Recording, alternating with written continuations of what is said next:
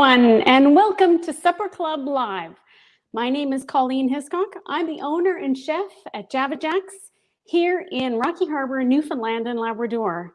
And tonight, I'm so glad that we could do this once again. We took a pause in the summer when everyone was outdoors, and now we're back in the fall, going to create some wonderful hearty meals together. If you are joining us for the first time, welcome. It's so great you could join us. What Supper Club Live is really, and we'll spend an hour together. We'll cook along together a great meal, and at the end of an hour, you can serve it to your family. For those of you who are returning, so great. Please let me know that you're back with us again and say hello. Yes, and we want to know where you're coming from. It would be really great to know that. Now, tonight, we're going to start off our fall session with shepherd's pie. Shepherd's pie and a side dish, creamed spinach. Now, if you don't have spinach, then you can use some turnip greens, beet greens. Maybe you're going to add it to your Christmas spread as an extra green vegetable that maybe you want to try and get in there. I'm going to show you how you're going to do that. Shepherd's pie, of course, is a favorite, certainly a favorite in my family. My daughter Heather, she requests this all the time. My daughter Erica sort of laps it up. My husband actually loves it. Usually let's go back for seconds. Now we'll do my recipe tonight, but certainly we'll give some tips and tricks on how to freestyle that. My new favorite word is freestyle. Essentially, make it your own. Be creative and make your own dish. So what are you going to need tonight? We are going to need a couple of pots. So over here, I have a pot that we're going to make the potatoes in. We're also going to use a frying pan. And this was going to be step one. We're going to need a second frying pan for the creamed spinach. And so I have that off to the side as well. So go ahead and get your ingredients ready, and we'll get started shortly. You know what the origin of the shepherd's pie? Oh, we're going to have some beer on our shepherd's pie tonight, so we can actually crack that open. If you've got a can of beer or a bottle of beer, we're not going to use all of it. So why not get started and have ourselves a little sample? Yikes. Okay. And what a great way to kick off our fall session with a little sip of beer. I'm having the Kitty Vitty Fogtown, and I'll have a little sip along the way. Thirsty Thursday. At the end of the session, please make sure that you have your camera out. I'd love to know what you've created. It's going to taste great. Our potato topper, it's got some wonderful cheese flavors in there. The meat mixture is going to be garlic, going to be really rich in terms of the flavors that we have. Now I'm just waiting for a few folks to come on and see if we can add a few more people. I know sometimes it takes a moment to get on, and we can get started. So the first thing we're going to do actually is we're going to start off with the potatoes, and it's pretty straightforward. I haven't peeled my potatoes yet. I want to talk you through a little bit about potatoes and you know, the sizing of potatoes. Sizing is always important. If you've been with us before, then you know that I talk about size and consistency of size so that you have all your produce cooking at the same rate and that they're all done at exactly the same time. So size matters. So right now I'm going to fill up my pot with some water. I have this lovely fancy pot filler. If you got an opportunity to get one of these, get one. Absolutely outstanding. I said in the recipe 3 medium potatoes, and you know what? My potatoes are really small, so you know, you can add. I've got 6. Now we probably won't use all 6. I'll see how much we have, but essentially the equivalent of 3 potatoes. And all we're going to do, you know what, it's going to be pretty straightforward. We're going to use this bowl. Actually, I changed my mind. I'm going to use a bowl for my waste here. I like to have a little waste container on the side so that you know, my potatoes, all the waste kind of goes in the same place and my good stuff doesn't get mixed in with the discards. So it's so important. You can use a knife or one of these vegetable peelers. Got this one a couple of times ago. It's very sharp, so I'm being a little bit careful with it. How we doing out there? Got anybody saying hello yet? Kathy Reed, hello. Thank you for joining. So glad you could.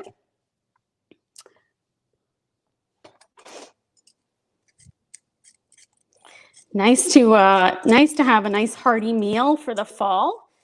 It's you know, it's getting so cold. I know in Ontario they've had some wonderful weather, but certainly where I am, well, winter woolies are important. So shepherd's pie is really great.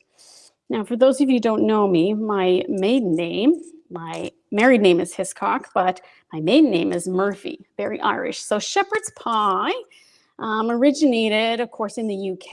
And I would say, you know, there's a scuff up between the UK, England, and Ireland and Scotland as to who thinks they own the shepherd's pie. And some would advocate that shepherd's pie must have, you know, lamb in it. And well, the Irish do produce a lot of lamb, so it stands to reason that that would make a lot of sense. But in any case, you know, whether you call it shepherd's pie or cottage pie, it's really a mixture, a stew of lovely, wonderful, hearty, beefy flavors, beef type flavors, umami, rich. Well, again, the word is hearty, right? Hearty, rich flavors that, you know, just make you feel good, particularly this time of year. Okay, so we'll get the potatoes going. And, you know, people say that you have to have your potatoes in cold water. Not so. I can't figure out why that makes a lot of sense from a scientist. For those of you who don't know, I actually am a food scientist and a Red Seal chef. And while that's not that important, you should know that the science piece is really important for me. And so I'm always looking for an element of science that makes sense. And the piece of science is that, you know, we understand why something happens.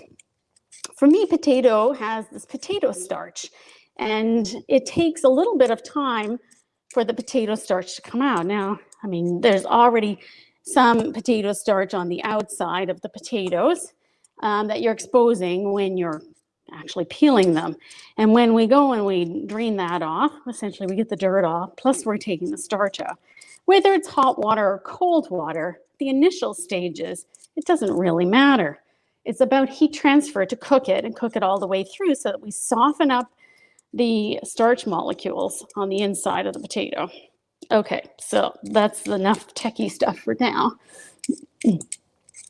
We'll just get this last one done. I think I'm having companies come with making this food. I've made it my mission now to have guests Thursday evening after Supper Club Live. I think it'll be a great thing. People can come and enjoy the food. So I'm just going to wash these off a little, make the dirt, get the dirt off them, and then we're going to cut them. So I talked a little bit about cutting because I wanted to make sure that we cook these fast. Now, when I was working in my career as a food scientist in Toronto, I would make this dish in about 15 minutes flat. But of course, I was whizzing through. So here we go. We're going to cut them. And we're going to cut them in sizes about this big, about 3/4 of an inch. Now, they will cook immediately very fast, and that's the objective, because the meat's going to cook fairly fast for us too. So go ahead and snap those all together. I'm going, taking my time here, certainly. And, okay, and just pop them all into the water. My water is sort of temperate, don't worry about that. And we're going to get that, bring that up to the boil. In fact, you could turn on the water right away. The other thing that we're going to do once we turn these guys on is we're going to turn on the oven. And if you've worked with me before, you know that Oh, Mike Homan. Hello, Kim. How are you? Great that you could join. Great that you could join. I know Mr. Hogan would love this kind of meal. But if you worked with me before, you know that I like high, hot heat. Of course, I'm all about speed. How fast can I make a meal? And I'm sure that you're time pressed as well. How fast can you make a meal? I mean, it's not Jamie Oliver speed, 15 minutes and you got it all done and you have no idea what he did. I love Jamie Oliver, love watching him. So, but high, hot heat. So I'm going to turn this on. We're going to add a little salt to our water. Again, the salt, the purpose of the salt is to change the temperature of steam, right? So it actually changes the temperature. No different than salt. Salt on ice will actually change the melting point. It also actually makes your water hotter. So it's not about the sodium that we're after, because we're going to add salt later anyway. Gosh, salt equals flavor. So up we go. I'm going to bring that to a boil. Now, while we're doing that, turn on your oven, and we're going to set that to 375, and we're going to get that going. The other thing that I didn't mention that you're going to need, okay, I'm turning my oven on 375. Oh, this one doesn't want to turn on. There we go. Okay. Voila. 375 and 375. Voila. Okay, the other thing we're going to need is we're going to need a baking dish. You know, interestingly, I still have one of these. My mother gave me these as a wedding gift. This is still a 2-liter pan. And so 2 liters is the same as the 9x7. I think it's a 9x7 dish. If you have kind of one of those regular baking dishes, it's actually a 2-liter dish. So same. Okay, so how are we doing? It's 2 liters, yeah, about the same.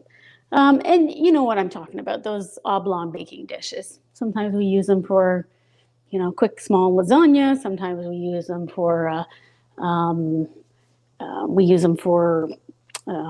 know, baking cookies. Gavin Pinsent, cooking some supper for my parents, driving up from Rocky Harbor.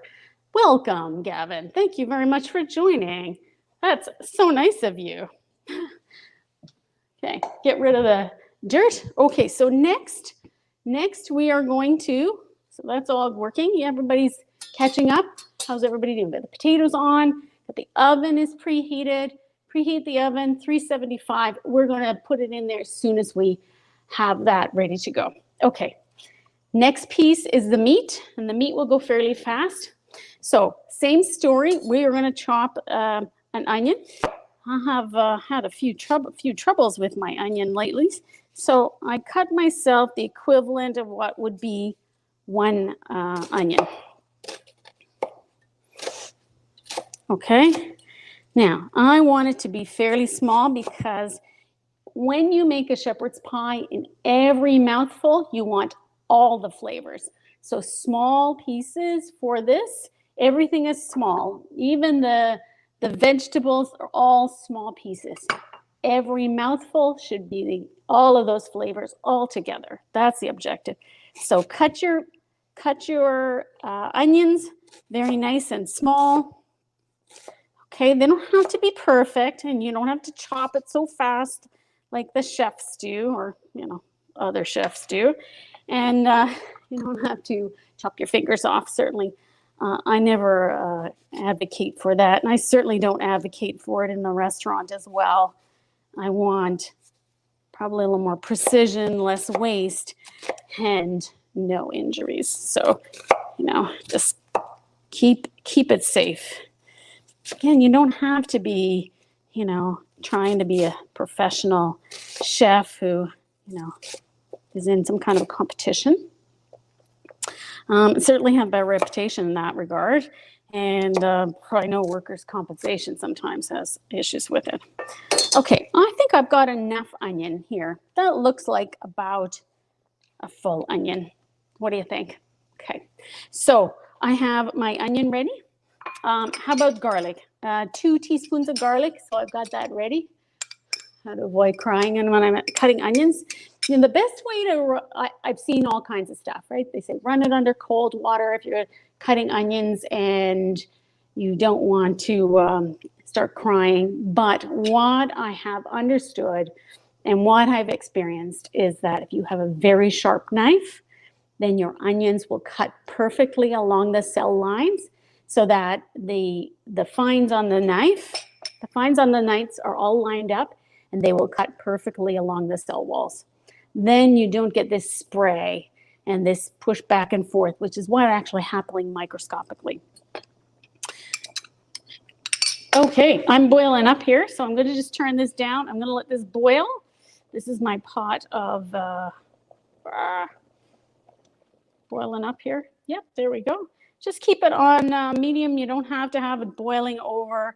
Certainly, you can see on the top of my pot. If you look at the top of my pot, and I can show you my pot here, which is really great. You know, this bubbling on the top is actually starch that is leached out from the potatoes. And so, you know, it will bubble up and foam. And that's essentially the outside, the starch that's foaming up there. I mean, I've seen them been able to do stuff with starch where, you know, I can actually create these products with foam and starch.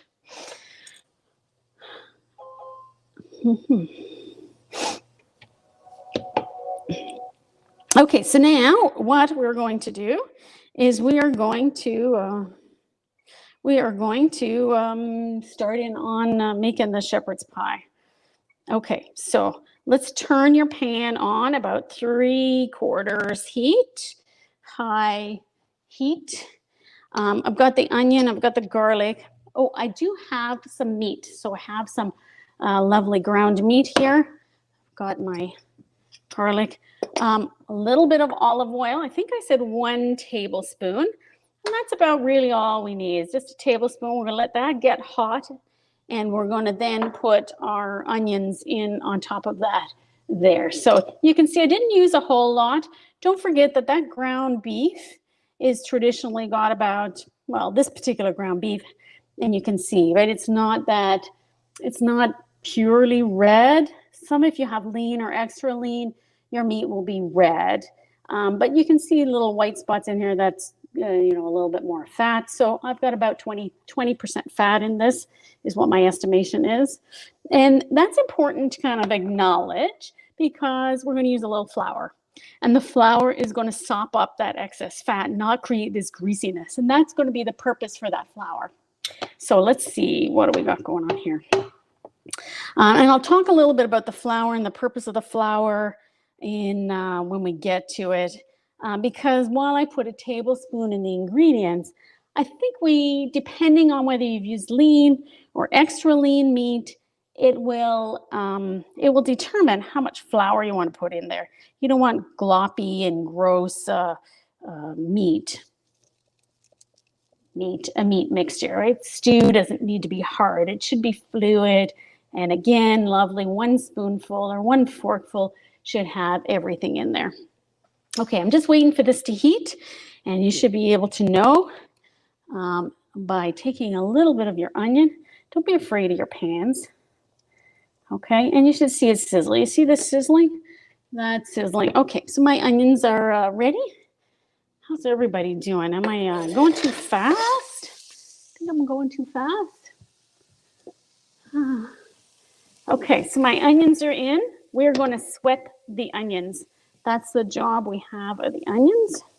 In the meantime, let these onions cook. Oh, those are too big. Let's chop those down if you have that. Then just take it out and chop it down. Don't be afraid to stop mid-process. You're just going to take that, chop it down. Mid-process, we're going to have some wonderful sweated onions. Nobody wants to chomp into a whole big piece of onion. And so, you know, if your chopping is not that precise, then just chop it down. It's all good. That's all good. Okay, there we go. Just let that sweat. Now, if you noticed, 1 tablespoon, approximately 1 tablespoon of oil that I put in there. And I said we put in 1 tablespoon of flour. So anytime that we make a roux or a product that, requires a little extra liquid, because we're going to put in, remember I said we're going to put in a little bit of beer, we're going to put in a little beef broth, just to make that taste much better. And it's all going to stew and marry together. Okay, so you got the garbage container moved off to the side. We're waiting for those onions to stew up. We're waiting on the potatoes. While you're waiting on the potatoes, we've got these onions coming. Look how nice those are. I've got my garlic almost ready to go in. I've got the meat, and then we'll work through that. We are going to use, I have a teaspoon of thyme. So what are the other ingredients? A teaspoon of thyme that we're going to put in there. So dry thyme, I like the flavor. It adds a little more earthiness to it. I'm also going to add a teaspoon of this Worcestershire sauce. Of course, it's a London recipe, so let's say we're not making an Irish shepherd's pie tonight. We're going to make an English shepherd's pie. 1 teaspoon. I have a half a teaspoon of this, or half a cup of this beer. I'm getting that ready. Woohoo! Half a cup of beer. We're going to have beer for sure. Let's have a sip of beer. Cheers. Okay, how's my onions? Look at that. See, very fast. We're just going to turn that down. I do not want burnt onions. They taste terrible. Now, I'm going to move those all off to the side. Just like that. Let them stew over in the corner. Now, I still want them to be hot. I want them still to cook a little bit more. And I'm going to put the ground beef in here. Okay, chop it down little small pieces. It'll cook faster if we spend a moment just to cut it down, just slightly, just like this. Okay. Okay, so, and like tacos, right? We love ground beef. It's the easiest thing to use. It's so versatile. Who doesn't love? I always wonder, okay, what am I going to make tonight if I don't have any ground beef? I make all kinds of things. I make chili and spaghetti sauce, and I make meatloaf. I might do meatloaf next week. I did have a request for that. I'd love to know if there's something that you want to make with me. I'd love to know if there's something that we could do together, certainly on a Thursday evening after you've had a crazy week and you're tired, Friday's coming, and you want to kind of just freestyle with me, then I'd love to know what it might be. I did do some how-to videos in the summer, and some of those were based upon requests, particularly the pizza recipe. Oh, if you have had my pizza recipe, it's fabulous. I'm not mixing the onions and the beef together yet because the beef is not cooked, and so I'm really just using the space so that I'm not stealing from getting the beef cooked. I'm going to mix those in a second, but I really just want to get these all out into small pieces first. Then they're all going to mix together, no problem. So everything in a pan. My favorite is to have a one-pan meal. Put everything in, cook it all up. Oh, even Instant Pot or slow cooker meals, absolutely favorite. This time of year, stews, stews, everything in them. I feel good too because, there's vegetables and there is meat and there is lots of flavor and herbs, and I feel good that I have a complete meal in a bowl. Nothing better. Thank you for the question. So just get this all cooked up. I'm going to turn up my heat again here, see if I can get this going a little faster. And my pot over here is boiling pretty good. It won't take us very long for these potatoes to cook. Oh, I can smell it. Okay, I want this meat to cook quickly. because we're going to add those spices.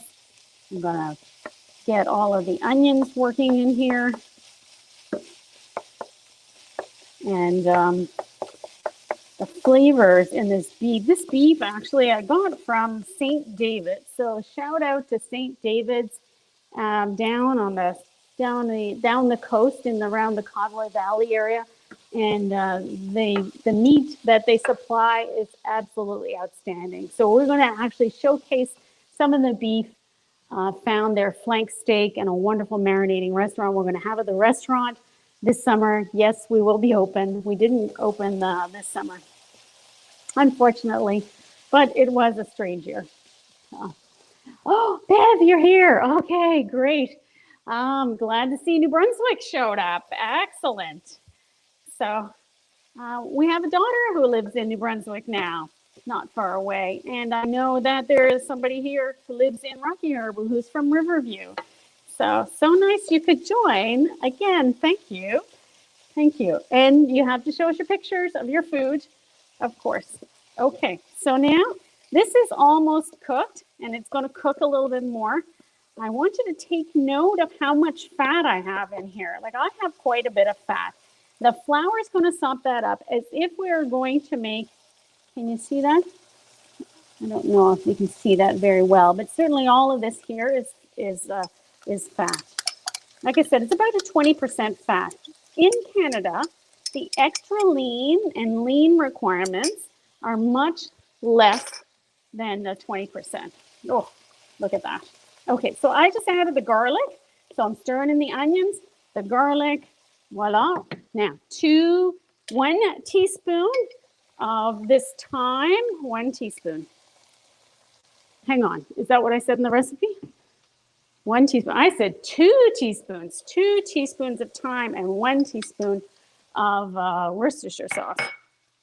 Okay, 1 teaspoon of your Worcestershire sauce. Voila. You know, and if you're like my mother, right, there's no measurements. It just flows in. So I didn't flow that in. Now we're going to let that stew, and we're going to add 1 cup. There's 1 cup of these veggies. Look, you can buy these. This time of year, it's so tough to find really great fresh vegetables at a reasonable price. The frozen vegetables are instantly quick frozen. I guarantee you that the nourishment that's in them is as good as if it came out of the ground or came off the trees that day. And look at the size, right? The size is exactly the size we need. If you have other vegetables you want to put in here, so let's say you want to put in some I don't know, asparagus, or you want to put the spinach in here, for example. Certainly you can. There's no rule around what you can and cannot put into the shepherd's pie. Some would say that it's very, very typically the mirepoix, but others would say, you know what, you can freestyle. Thank you very much, Lori King. I appreciate your comments, and thanks for joining. And yeah, you should do it. It's not hard. Okay, so here we go. We are almost to the finish line on the meat. The potatoes, I'm sure, are boiled to death, which is really what we're up to today, boiled to death potatoes. But look at this meat mixture that I have here. Okay, so the pièce de résistance is what? So turn her up. Let's go. We're going to go up to almost high. We're going to add our beer, 1/2 cup of the beer in here. It adds such flavor. And if you go on the internet, you'll see there's all kinds of opportunities to do Guinness stout recipes. Guinness in here. I think it's a little bit too much, but you know what? Hey, it tastes great. I use it right now in a soda bread. The flavors, multi-flavor. What I'm pouring in here is about 1/2 cup of beef broth. Now, what we're going to do, what I didn't do, is stir in that tablespoon of flour. Mine requires the full tablespoon. And oftentimes, you know, I don't actually put the flour in. If it's lean, you don't need to put it in. Just a smidge, 1 teaspoon. But if it's like mine, which is very fatty, I want that fat to be encapsulated into that flour, create me a lovely gravy.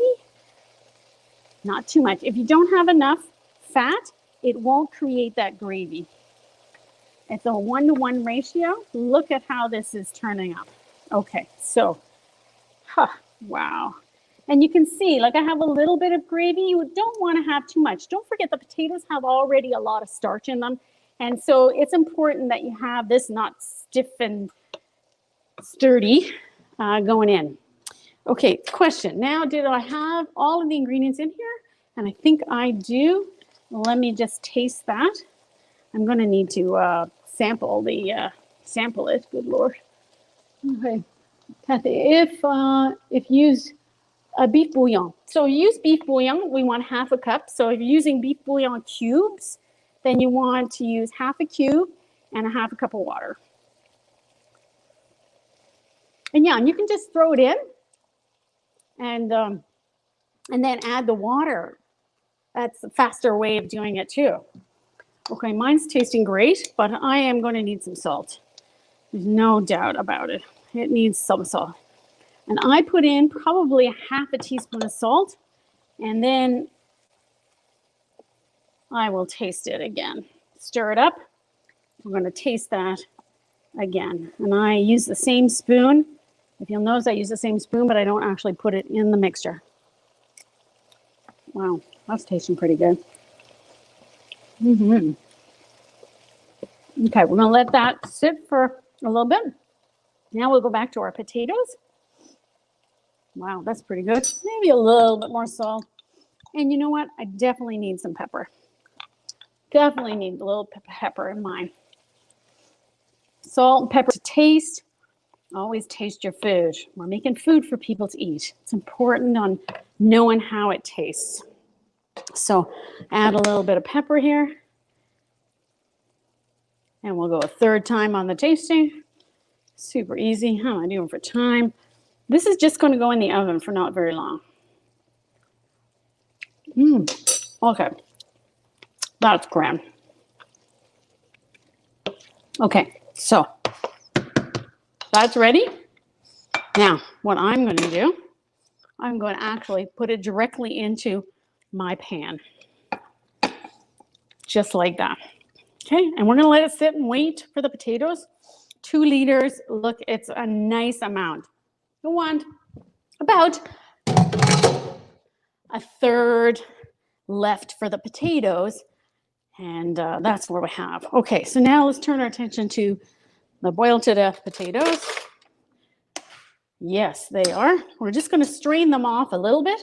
So we can come over here and strain off the potatoes. You know what? People use a strainer. Sometimes people use a strainer. I actually just pour them out with the top. The water, I mean, you're pouring out water, and then you're going to pour some stuff back into it. So, you know, you really don't need to worry too much about that. What am I going to put in here? Oh, I did have a little bit of milk here. I was going to give me a second now. I don't like to take the milk too much out of the fridge until I'm going to go and use it. So I think I said 1/4 cup. And then I'm going to use some butter. Throw that in here too. So 1/4 cup of milk. You don't have milk, use cream. If you don't have cream, use some water. I'm telling you, really, all we're going to do is mix this up. Butter, margarine, same story. So, you know, 1/4 cup of margarine. I think I had 2 tablespoons of butter in your mixture. And we're going to mash that up. And we're going to mash it up so that it's almost whipped. Okay, so you got a masher, mash it up, and then get yourself a spoon. And we're going to get that spoon going. If you have opportunity to go to Pampered Chef, I'm telling you, one of these little tools is one of the best things I ever got. It's a whisk and a mixer. I'm not sponsored by Pampered Chef by any stretch of the imagination, just so you know. But it's a great little thing. Parmesan cheese, so 1/4 cup of that. Throw that in here. And about a half a cup of cheese. About a half a cup. Okay, so I am going to switch to a spoon and give this a good stir. Now, I like mine to be able to be fairly pliable. And I'm going to move over to here so that you can see what I'm up to. Okay, look, cheesy. Parmesan cheese gives you that salty, stinky flavor, but not too stinky that, you can't possibly eat it. Wonderful add flavor in it. Look at the cheese. We'll make it smooth, just like that. Now, who wouldn't want to eat that? That is outstanding. Okay, same story. We're going to taste it again. Oh, wow. Okay, a little salt. And then we're going to put this on. Now you say, you know what? I have always so much trouble putting this darn thing on. Well, there's a couple of techniques that I use to get this potato on. And one of them is a spoon. Just spoon it on. Let me see if I can move that out of the way. Okay, one spoon at a time. Because when you start to spoon them on, or you try and pour it on, the bottom moves. You don't want the bottom to move. Oops, looks like I made a mess, which is not unusual for me. I'll clean that all up in a second. So here we go. And, 1 tablespoon at a time fills it up. The 3 potatoes for this type of thing works so well. Any questions out there? I gotta move over and see. Hello, Jamie. So nice you could join. You could do this with tofu too, by the way. Any vegetarians, I know that you are. And certainly, or you could just make it for Dad. I know that he would love it. Okay, so getting to the end of the potato on here. Look how great that is. Now, most people think that you need to brush it, and there's so much natural sugars in starch, the starch potatoes, and in the cheese, that you don't need to brush this, put an egg on top of it, drizzle it with butter, any of that stuff. There's enough goodness already in here. It looks great. Oh my God. Heather, my darling, I know this is your favorite meal. At one time, Heather went and brought her friends over and said, you got to try Mom's shepherd pie. So I hope you all like it. Okay, so I'm done and ready to go with this in the oven. We're going to put this in the oven. Can you see it well enough? For 20 minutes. That's it. 20 minutes. Should be bubbling, going crazy at 375. That should be all I need. The other technique I use also is, scoop. So, but that stuff works. The 2-spoon method. I use that 2-spoon method for a lot of things. Okay, let me clean up my space, and we will get back to. We'll now start the cream spinach. How's everybody doing? Got that in the oven? 20 minutes on the clock. Put us 6:30 exactly. Okay, so cream spinach. Can't wait to show you how to make this. I know you already know how to make it. I'm sure of it. It is essentially a bechamel sauce, and you throw some spinach into it. So a bechamel sauce, of course, contains milk, cream or milk, and a roux. Okay, so not too hard to make. I know that you'll do fabulously with it. Move all this stuff out of the way, and I'm going to add a little milk over here, half a cup of this today. Okay, and I'll put it back in the fridge. I'll be right back. Okay, so what do we need for this? We need a frying pan. It's amazing how much you can do on top of a stove. We're going to cut up a few onions. We're going to have a little flour, Again, make a bechamel sauce. We're going to then add some cream to it. And I have half an onion. Well, I'm not going to cut that one. This one is enough of a half an onion. So again, very, very small, fine onion for this. I need a little bit of butter and a pinch of nutmeg. It's the nutmeg that actually will make this thing sing. It can be boring in terms of spinach. I mean, you think spinach is not that interesting. Oh, let me get the spinach out of the fridge. And you think spinach is not that interesting, but we can make spinach look great. You've been to the grocery store lately. Spinach comes in a bag. A long time ago or times past, it would come in a box, square box by Queen Victoria Queen. Anyway, if you're in Ontario, it's certainly not the QEW, closer to Hamilton. And they would press spinach into a box. And of course, then you take out and you've got all the spinach. Let me show you this. Perhaps you already know, but I've been so delighted with this. I put it in my smoothies in the morning, and it's this lovely little thing. No, I'm again not sponsored by Arctic Gardens, but I love that we've got these lovely little pucks. So to start this, and the measurement on it. So the measurement I gave you was about 250 grams, actually 10 ounces. And if you think about an ounce is 28 grams. And so sometimes the measurements kind of can get you a little crazy. If you go and say 10 times 28 should be 280. So I got 500 grams. 250 is about, half of the bag. And so I'm going to pour half of the bag into my bowl here. That's about half. I also do one other little thing that we do in the restaurant. I actually take what I peel off the top and use it as a twist tie. And I never waste anything. So I have this thing about wasting or getting things, twist ties and buying extra stuff. When, one more usage of this lovely spinach and she's gone.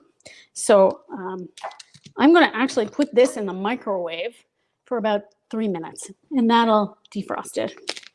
So pretty straightforward. I'm going to stick this back in the freezer. Keep that frozen because that'll be great for my smoothie in the morning. I should do a thing on smoothie. Put this in the microwave, get this ready to go. Okay.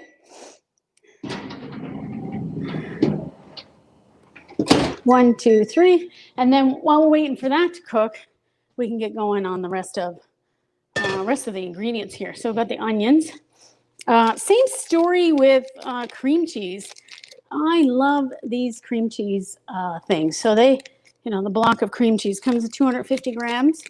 Again, you're looking for 2 ounces, which would be approximately 28 grams an ounce. So, we're looking for 60 grams. And so then if you look at it and say, okay, well, half of the package is 125. I'm looking for probably a quarter of a quarter for 2 ounces. Not too much, right? So half of a half. Again, not too much. So I need 2 ounces of this stuff. Just this much. This is going to add to it so fabulously. Wait till you try this. So bechamel sauce with a little cream cheese, some onions, and a little pinch of nutmeg, spinach, healthy, delicious. You're going to love it. Okay, so let's get going here because we'll soon be starving. I don't know about you, but I'm getting pretty hungry. Hungry out there, anybody? That's great. Okay, so nice and tight, very fine. Don't chop off your fingers. Again, onions. Next time if you're, want to get this all prepped in advance, then great. But for those of you who want to cook along with me, I'm going to cut up most of it. So a couple of tablespoons of butter. Here we go. A couple of tablespoons of butter. 1 2, 3, about that. Put that in here. Wow, look at that. Okay, turn on your pot, on your pan rather. I guess I'll move over here a little bit so you can see me. Can you see my pan? Yeah, great. Excellent. Okay, 3/4 heat probably. Something like that. And then we're gonna put some onions in there. Again, sweat the onions. And while we're waiting, then we're gonna get the flour is ready. Yes, I have the flour ready. We will do, so 3 tablespoons of butter. And let me put a little bit. That doesn't look like enough butter to me. So 3 tablespoons of butter, put that in here. Get myself another spoon. And we're going to whisk up some flour in here after we get the onions sweat. Again, it won't take very long. You'll be surprised at how quickly all of this will come together. A little bit of garlic to add to the spinach flavor is awesome. And we're just waiting for the butter. Okay, and oh, that's my mission here to get that. Oh yes, let me show you. So this here spinach is all set. Look, the little pucks. And I'm not going to worry about any of the juice because that's going to become part of our actual dish. It's going to be great. Okay, so I've got all of the ingredients here except for the onions, which I'm going to just pop in there now. The butter looks like it's lovely and melted. I'm going to let these guys sweat for a second. Have a look at those, and we'll be getting going. Want to make sure that we have those already done and that those are lovely and sweated out. And we're going to add a little bit of garlic in there. So what else do I need? So I got this, this, and this. Here we go. Look, all the ingredients all set to go. Mise en place personified. Voila. I wonder if any of you have looked into our how-to videos. We did put them up on a YouTube channel. And so we're so pleased that we're actually started to get out there. And we have now actually sent out, put out there online on Facebook, about 20 how-to videos. How to make, would you believe it, kick-ass turkey. And so hopefully you can have a look at how to make turkey, certainly the way I make a turkey. And lots of people rave about that. Our sticky toffee pudding, how to do that. If you have ever bought a package of our sticky toffee pudding, been confused by what's written there, certainly I'd like to know that. But certainly if you're uncertain, then we have a how-to video on how to make that. And we have a few more products coming up as well. You should also note that we will be at the Christmas at the Studio in Corner Brook on the 28th. And we've partnered with my brother and his partner, Eldon. They are the Postmaster's Kitchen, the Postmaster's Bakery that has appeared as a result of, or since COVID has arrived. And their baked goods are absolutely outstanding. You got to come and get some sample in the cafe. We're going to do the cafe. And we're also going to be packaging them up, and you can take them home. Stick them in your freezer for Christmas. They probably won't last till Christmas. Honestly, it's the best baked goods you'll ever eat. And so we'll partner with them for that. Okay, have a look here. Super simple. We're going to add now the flour, 3 tablespoons of flour. My onions are almost there, so I'm going to let it roll. Turn down the heat. Turn down the heat. Make sure I got my 3 tablespoons of flour in there because I put all of that fat in there. So important. Creating a roux is a 1-to-1 ratio. And I think the recipe, I said 2 tablespoons of flour to 2 tablespoons of butter, 3 tablespoons of flour. I think I like the 1-to-1 ratio. That's all good. We're going to add a little garlic. Ta-da. We are going to add now garlic. Let that cook for a second. Okay, done. Look at this. I can smell the garlic, the onions. Oh, my husband just appeared, I think. And I'm sure he can smell it too. We're going to put this in here. Look at that. Put in the cream cheese. Whoa. Cream cheese in here. Try and stack up some of the dishes I got on the go. Do the dishes later. And I'm going to add this cream, just like the bechamel. So this is very, very simply bechamel sauce with a little cream cheese that we're going to melt in here, create a lovely sauce. Now, this sauce, use it for everything.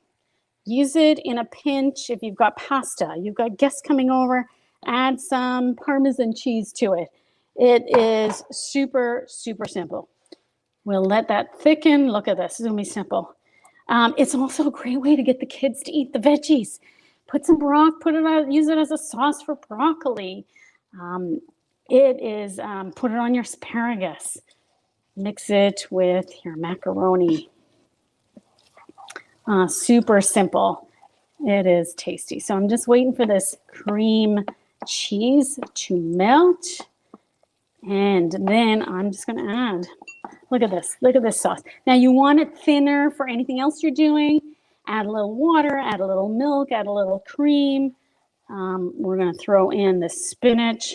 Yeah, spinach. Look, your spinach never looked so good, honestly. So look at this spinach. I wouldn't want to have that spinach. Look how it came together. And it looked a little thick, but the juice from that spinach we had now has become part of that sauce. Okay, how about that? Look, and it didn't take very long. We are in great time here. Look, now the pièce de résistance, a little bit of nutmeg, just a pinch. You don't need more than that to add that little extra flavor. Now we're going to taste it. I'm going to turn it down on warm. Keep that warm for the guests. My brother-in-law, sister-in-law are coming for supper tonight. It's going to be great. Get a little fork. My first time making cream spinach. Yes, oh, I forgot to tell you about the story about the cream spinach. So this is one that my brother used to live in Boston. My mother would go there, and she would go to the Boston markets, and they were famous for, I don't know, chicken. But they had this wonderful cream spinach. So she came home, she deconstructed this cream spinach. This is her recipe. That's pretty good. Need some salt, add a little salt. Or add a little more Parmesan cheese if you want. Add a little Parmesan cheese to this. Maybe that's what I put in the recipe. So I did. Oh my gosh. Add a little Parmesan cheese. Yes, what is it missing? It's missing Parmesan cheese. A quarter of a cup in here. Yep. And so anyway, she came home, deconstructed it. It's part of her recipe book. And now it's part of yours. Look at that. And cream, Bev, you can use cream, spinach, use the stuff for creaming anything. Broccoli, celery. Oh, wow. It's pretty awesome. Okay, now let's check I'm just going to turn this down on low. I hope yours is great too. But you know, side dishes are always kind of interesting. It's always so hard to try and figure out what kind of side dish you want to have. And they always seem so complicated. You got to chop stuff, and it's so hard. You always worry, is anybody going to like it? Not so. I mean, this is pretty straightforward. Everyone will like it.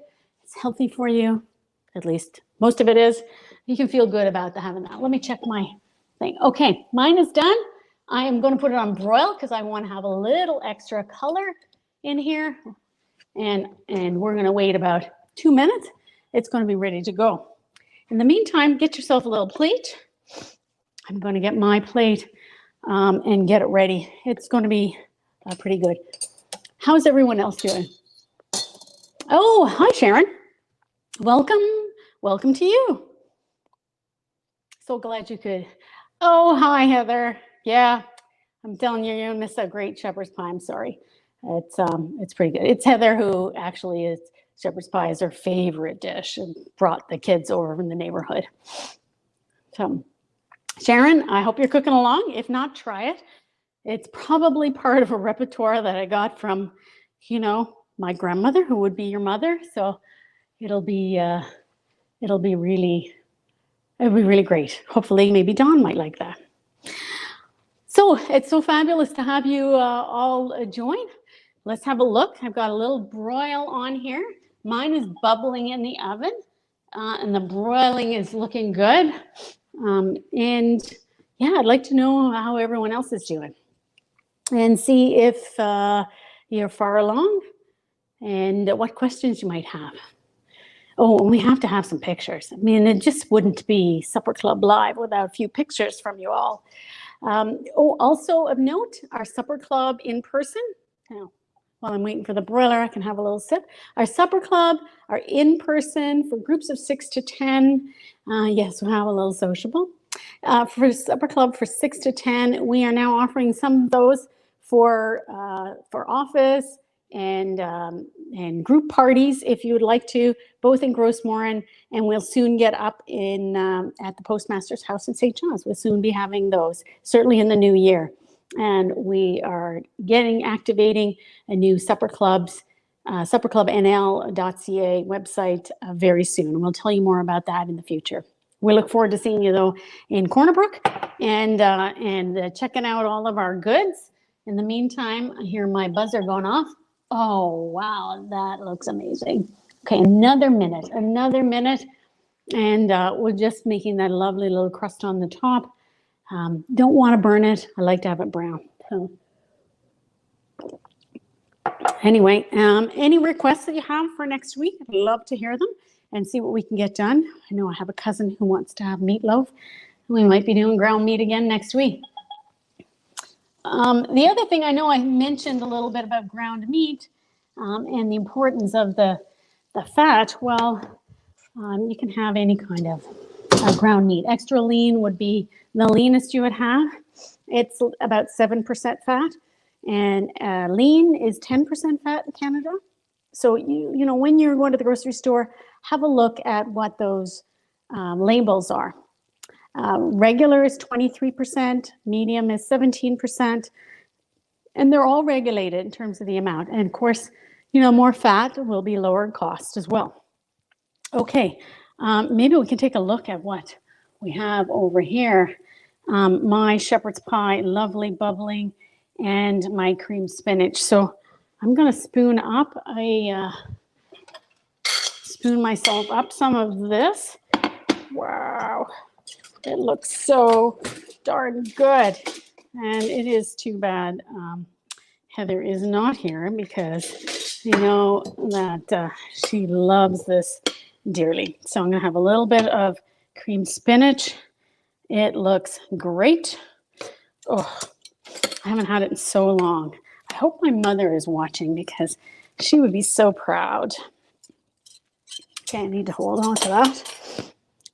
And look at this, cheesy gravy on the bottom, my beautiful shepherd's pie. I think this is absolutely outstanding in terms of how this turned out. Creamy and wonderful. Now, probably could spend a few more minutes in the oven, but oh my heavens, that looks great. We're going to just move over here. And I'll show you my shepherd's pie. All the flavors, every flavor that we developed here, all in one bite. Look at this, it's gonna be so hot.